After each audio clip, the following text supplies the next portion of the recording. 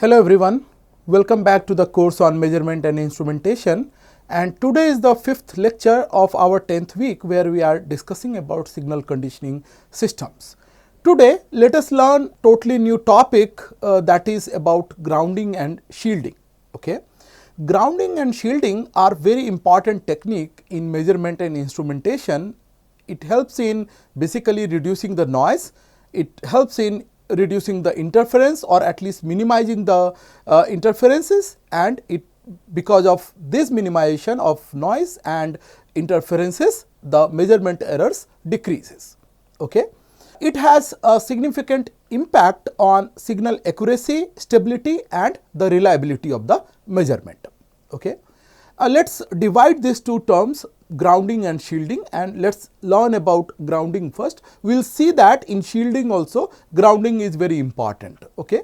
So, let us learn about grounding first. Okay. Grounding is the process of connecting parts of an electrical or electronic system to a reference potential. Usually earth or zero potential is the reference potential. Okay. And it provides a common reference voltage for the measurement system. Okay. Grounding is required for multiple purposes. First and foremost is the safety. Okay. When you have proper grounding, okay, it prevents any kind of electrical shock, or actually it provides a path for the faulty currents. Okay. Grounding is required because it provides you a stable reference voltage. So, measurement circuits require a stable zero references, and grounding helps in providing that. Okay. We have seen that it also helps in noise reduction. So, electrical noises particularly in low level signals are sometimes very crucial, and it helps in reducing those kind of noises. Okay. It also provide you a leakage current path. So, unwanted currents are safely discharged to ground through these points. Okay. There are different type of grounding in instrumentation, and one of the important grounding is the earth ground itself. Okay. So, here the connection is made to the physical earth through a grounding rod, and purpose is again safety, and any kind of lightning hazard is avoided. So, lightning protection is one important thing that this earth ground can provide you. Okay.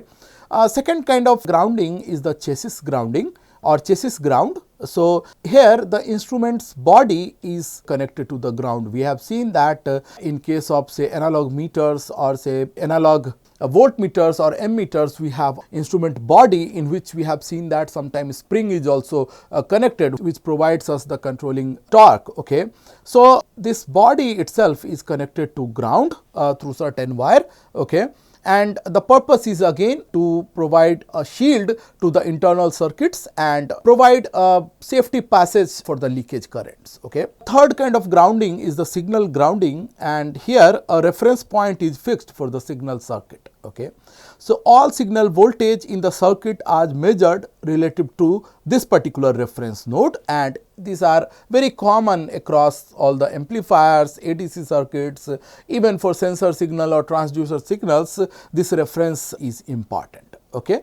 But one thing is very clear from the concept of grounding, that we require a earth electrode, particularly if we are talking about the earth ground or chassis ground. Okay. So, earth electrode is a conductive element buried in the soil that provides a direct electrical connection between an electrical system and the earth, which is we call it ground state. Okay. The objective is to keep the earth's resistance very small, and the earth resistance, I am calling it Re, is equal to the potential difference between electrode and the earth or remote earth and the current flowing into the earth. Okay. For safe grounding, this earth resistance have typical value in the range of 1 to 5 ohm, and again it depends on the standard that we are using. Okay. Now, earth electrodes are required for multiple purposes, like it connects the non-current carrying part like casing, switches, cable, transformer tanks, etc. to earth, ensuring the safety of the equipment and the person who is operating this, even there is a insulation failure. Okay.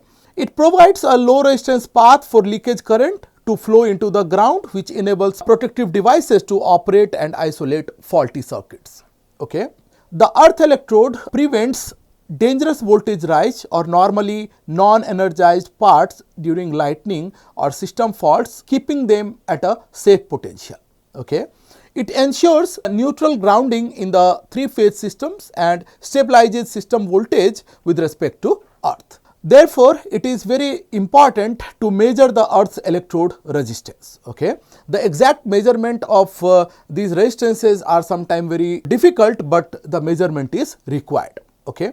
An earth electrode is effective only if it has low resistance, like we have seen in the range of like 1 to 5 ohm, and can carry large current without any kind of deterioration. Now, since current through the electrode is difficult to measure, its resistance is measured as a reliable indicator of the effectiveness and must be kept as low as possible for proper protection.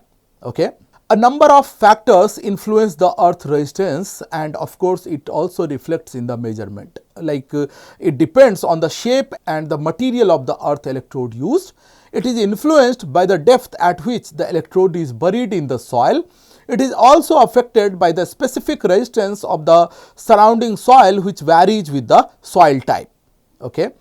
It also changes with soil moisture, leading to seasonal variation, hence periodic testing of the soil is also required, okay, to ensure the effectiveness of the earth resistance.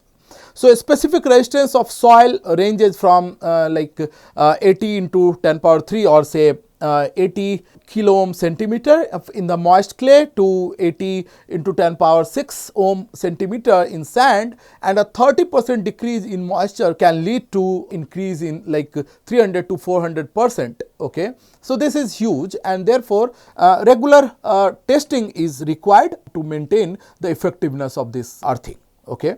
The most common method that are available for the measurement of earth resistance are fall of potential method, sometimes also known as 3-point method.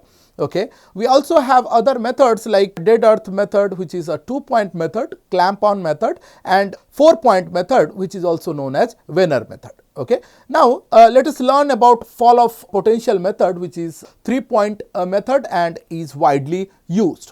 Okay.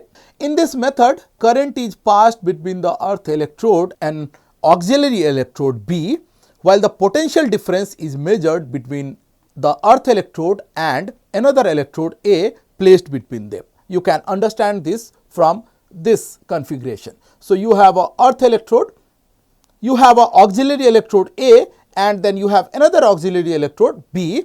Okay. What you are doing is current you are passing between the earth electrode and an auxiliary electrode B. Okay. Here you can see that you are passing the current. Okay. However, you are not measuring the potential difference between them. What you are doing is you are measuring the potential difference between the earth electrode, which is a common electrode, and another electrode A, which is placed between B and E somewhere here. Okay. That is why you are seeing that a voltmeter is connected over here. Okay.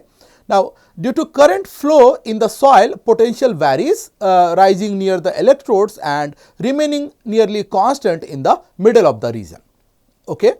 Earth resistance is calculated using the equation that we have seen, R equal to V by I, and measurements are taken by shifting the electrode A at different positions. A graph of resistance or the earth resistance versus distance is plotted. The correct resistance value is obtained from the flat region, like you can see that this is a kind of flat region when you are plotting the earth resistance versus distance between electrode E and A. I have just mentioned that you are changing the position of A for the measurement. Okay.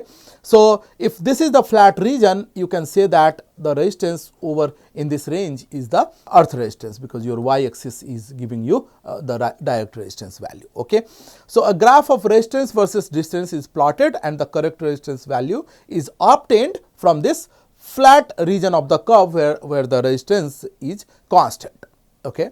Proper spacing and correct placement of electrodes are essential to avoid error and ensure accurate results. And when I say proper spacing and correct placement, I am not only talking about placement of electrode A, but I am also talking about placement of auxiliary electrode B. Okay. Now, this is the basic concept of grounding. Okay. Now, let us use the concept of grounding and understand the meaning or the purpose of shielding, and let us see that how grounding is also plays a crucial role in shielding. Okay. Now, when I talk about shielding, it is become even more crucial in modern electronics because modern instrumentation systems process very small signals in the range of microvolt, millivolt, or sometime in nano voltage also. Okay. Now, when you are dealing with this kind of small voltage or small electrical signals, then any kind of external interference can significantly introduce any noise signal in your system or in your measurement. Okay.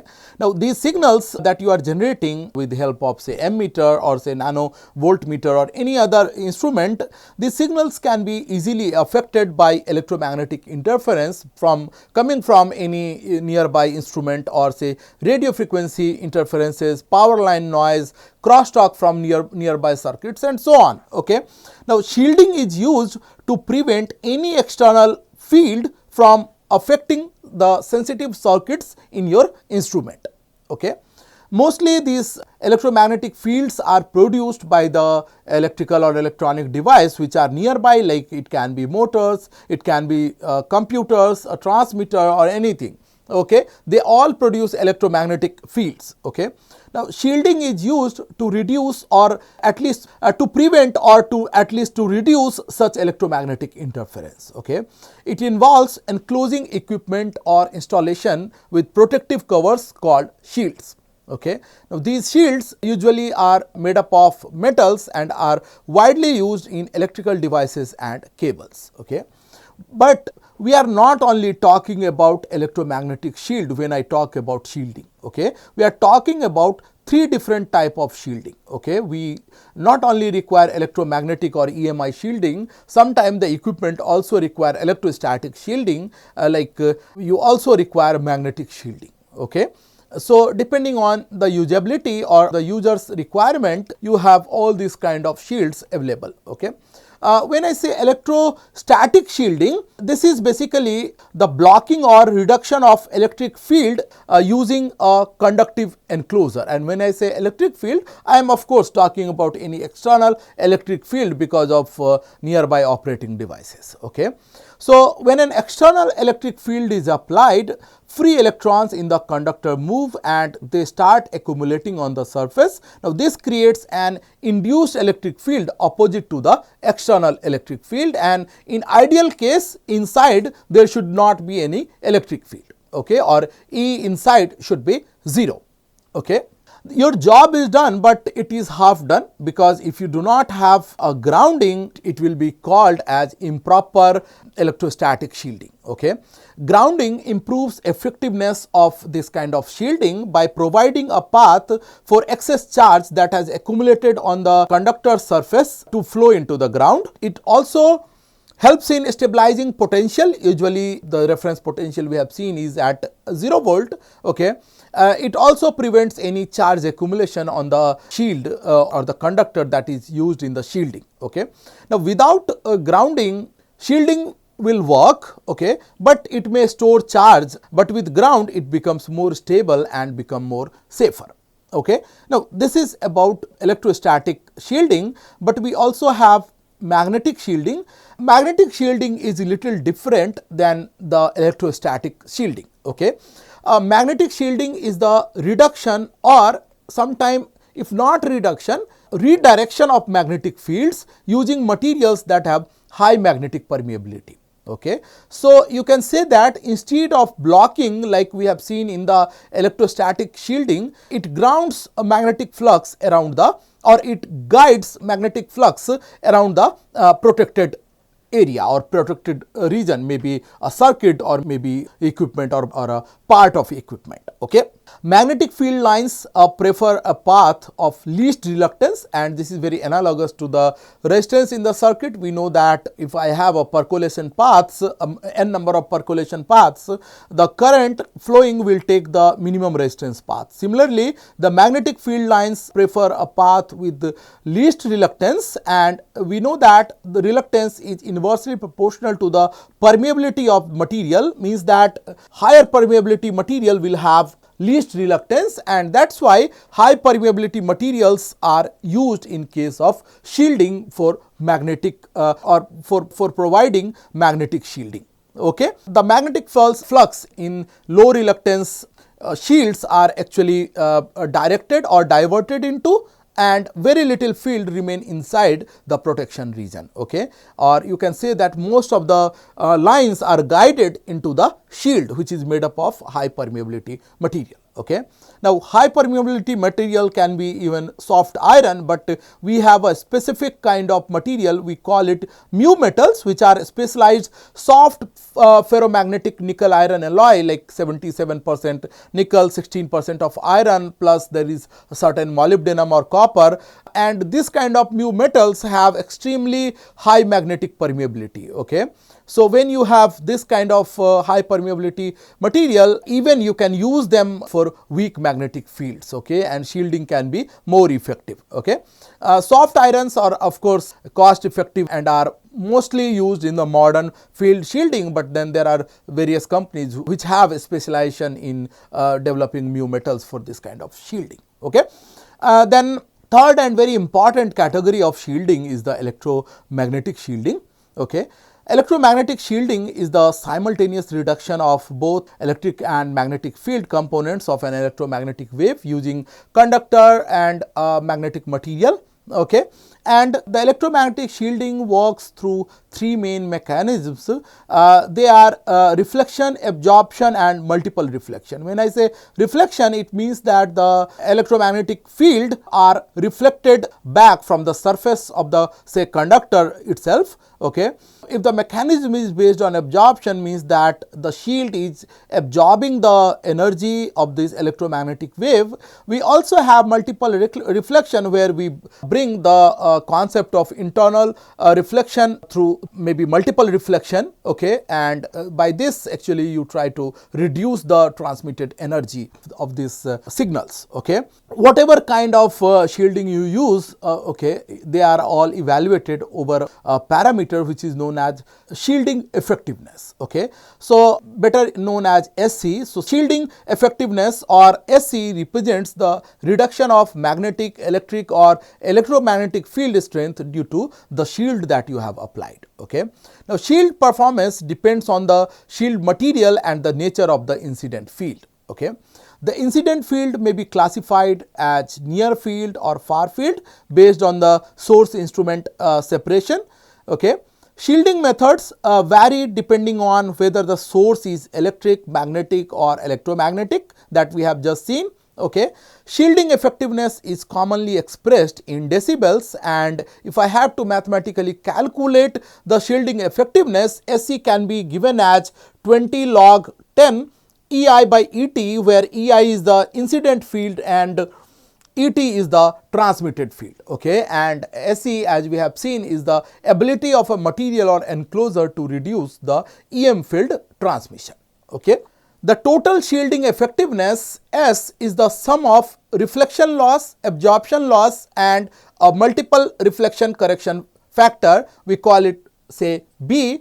Say reflection loss is denoted by R and say absorption loss is denoted by A, then the total shielding effectiveness S can be given as summation of A, R and B. Okay. The reflection, absorption and correction components vary in form and magnitude depending on whether the incident field is magnetic field or it is an electrostatic field or it is a electromagnetic field. Okay. Absorption loss occurs when induced current causes ohmic heating in the material, leading to exponential attenuation of the wave amplitude.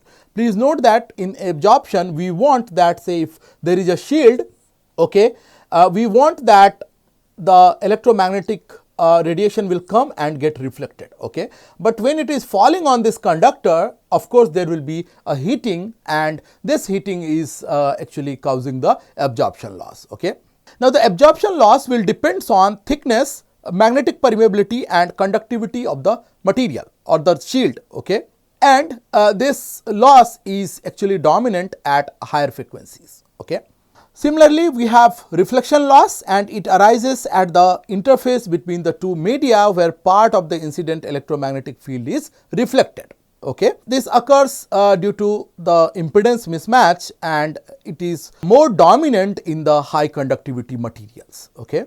For normal incidence or perpendicular incidence, the absorption loss and reflection loss can be expressed in decibel as A equal to 131.4 into T under root F mu r into sigma r, where T is the thickness of the shield, F is the frequency, this mu r is the relative permeability, okay, and sigma r is the relative conductivity, and when I say relative conductivity, relative to the copper, and the sigma value for copper is 5.8 into 10 power 7 Siemens per meter.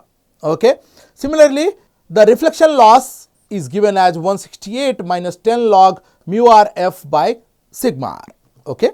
Now, this is the overall shielding that we have seen, but shielding is also sometimes very crucial for wires or cables that we use. Okay. In fact, the electronic interconnections are commonly bundled together in the form of cables. You might have seen that, say, there are, say, 5 cables, 1, 2, 3, 4 and 5. There are 5 cables and they are bundled together, okay, for multiple purposes, like say wire 1 is carrying certain current, okay, say cable 2 is carrying say information 1, 3 is carrying another information 2.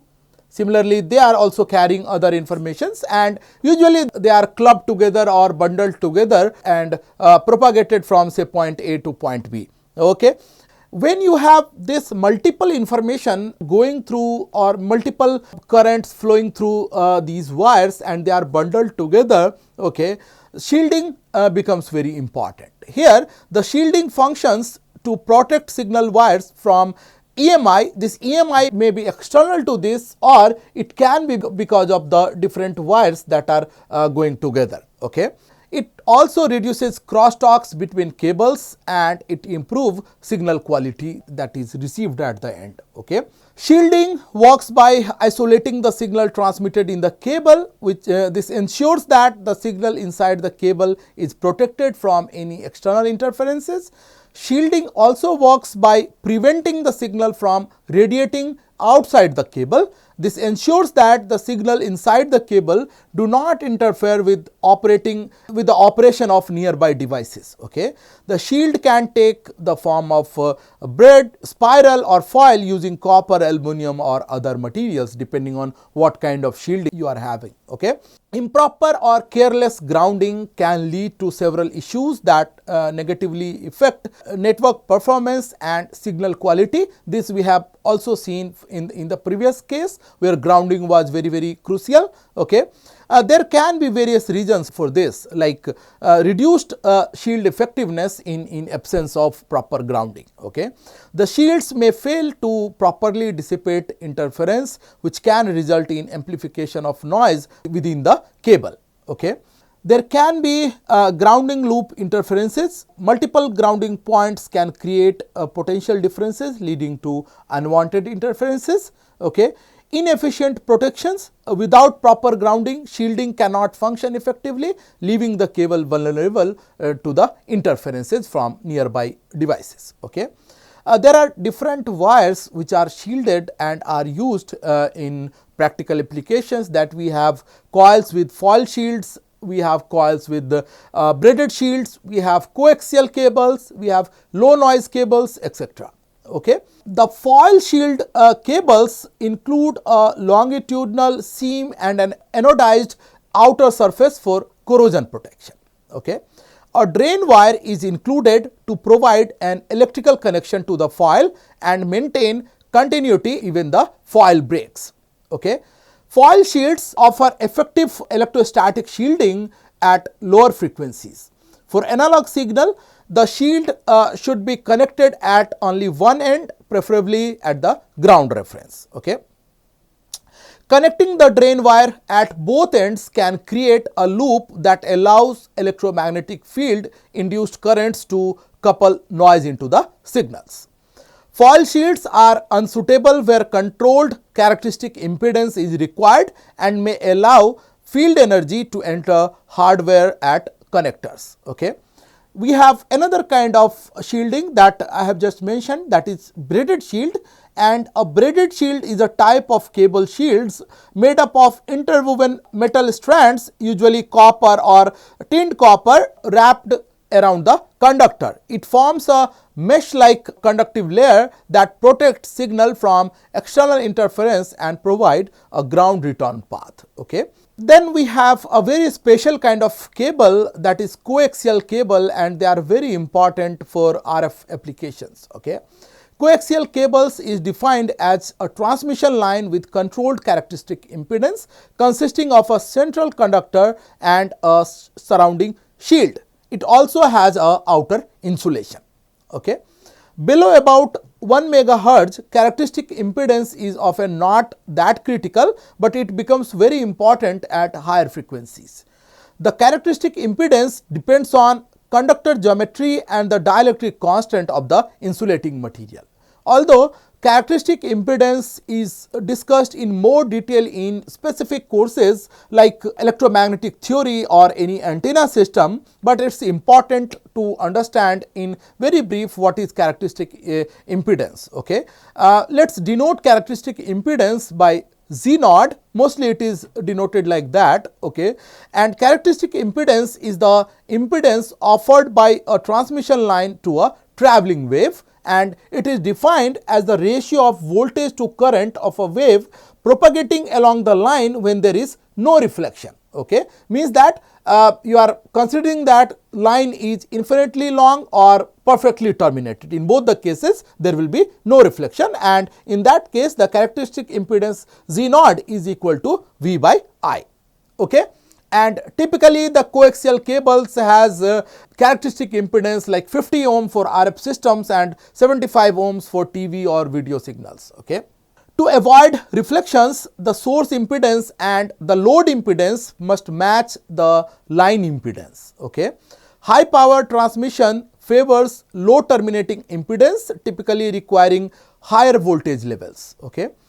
Increasing conductor spacing raises the characteristic impedance, which conflicts with the high voltage requirement.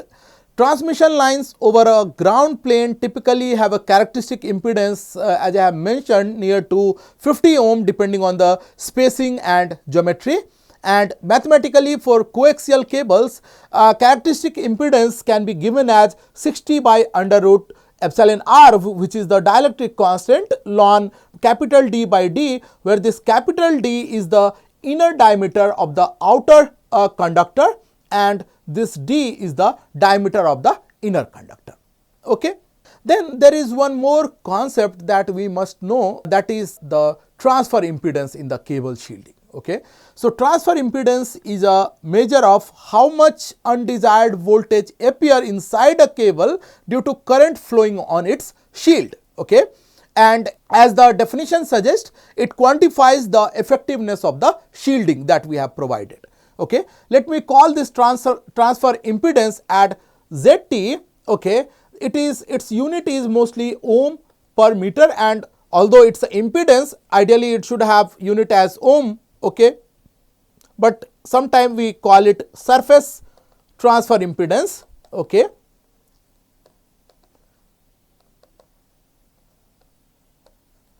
All right, and in that case it is ohm per meter. Okay. So if ZT is transfer impedance and V induced is the noise voltage inside the cable and I shield is the current flowing on the shield, in that case the transfer impedance ZT is equal to V induced by I shield. Okay. Now let us see the physical meaning of this transfer impedance. Okay. Now cables can couple external electromagnetic energy causing surface current to flow along the cable shield that we have seen Okay. Now, coupled energy travels between the shield and the nearby parallel conductors which follow different paths that stored less field energy. Ideally, the shield should block all such paths, but practically it is not possible. Okay. If shield surface currents reaches the inner surface, electromagnetic fields can appear inside the cable. Okay. Now, this coupling mechanism give rise to the transfer impedance, allowing energy to propagate in both directions within the cable. Okay. We have already seen that the transfer impedance is defined as the ratio V by I, where shield current is I and V is the interference voltage at each termination normalized per meter of the cable. Okay. Now, what this ZT carry, what meaning this ZT carry, that is very important. Okay. Lower ZT means that you have better shielding. So, means that basically there is less noise, while higher transfer impedance or higher value of ZT means that the shielding is poor and it has more interferences. Okay. So, transfer impedance usually is not constant and it also varies with frequency. Okay. At lower frequencies, current is distributed uniformly across the entire cross section of the conductor. So, the DC resistance of the shield become important. Okay.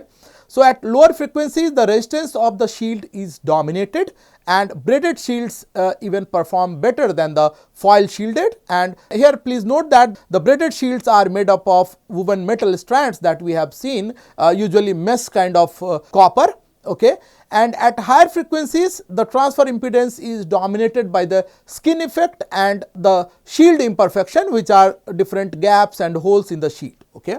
At higher frequencies, current flows only near the surface and is governed by the skin depth. Okay. The depth at which the current density falls to about 37% of its surface value, it is known as the skin depth. Okay. And skin depth, this delta is given as under root of 2 by omega mu sigma, where omega is the angular frequency, mu is the permeability and sigma is the conductivity. Okay. At a higher frequency, there will be a small skin depth and there will be more surface currents. Okay.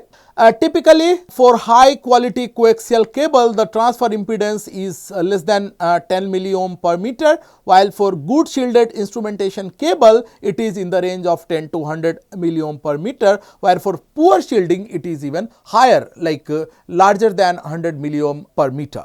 Okay. There are different factors that affect the transfer impedance, like the shield material itself, the shield coverage. Okay.